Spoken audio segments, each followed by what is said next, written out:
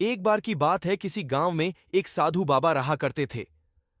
पूरे गांव में वह अकेले साधु थे जिन्हें पूरे गांव से कुछ न कुछ दान में मिलता रहता था। दान के लालच में उन्होंने गांव में किसी दूसरे साधु को नहीं रहने दिया, और अगर कोई आ जाता था तो उन्हें किसी भी प्रकार से गांव से भगा देते थे।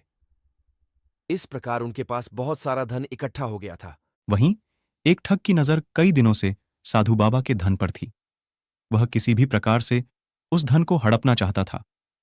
उसने योजना बनाई और एक विद्यार्थी का रूप बनाकर साधु के पास पहुंच गया।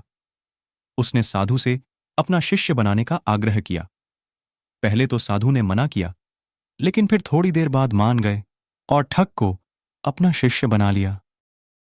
ठग साधु के साथ ही मंदिर में रहने लगा और साधु की सेवा के साथ साथ मंदिर की देखभाल भी करने लगा। ठग की सेवा ने साधु को खुश कर दिया, लेकिन फिर भी वह ठग पर पूरी तरह विश्वास नहीं कर पाया।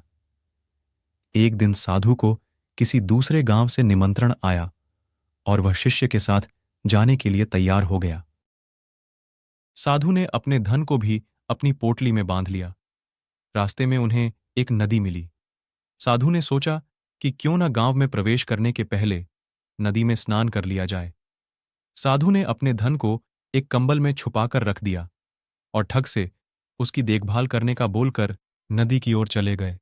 ठग की खुशी का ठिकाना नहीं रहा।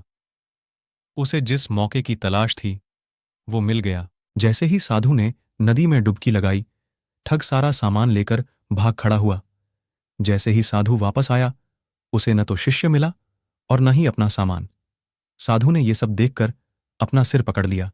हमें इस कहानी से यह सीख मिलती है कि कभी भी लालच नहीं करना चाहिए और न ही किसी की चिकनी चुपड़ी बातों पर विश्वास करना चाहिए।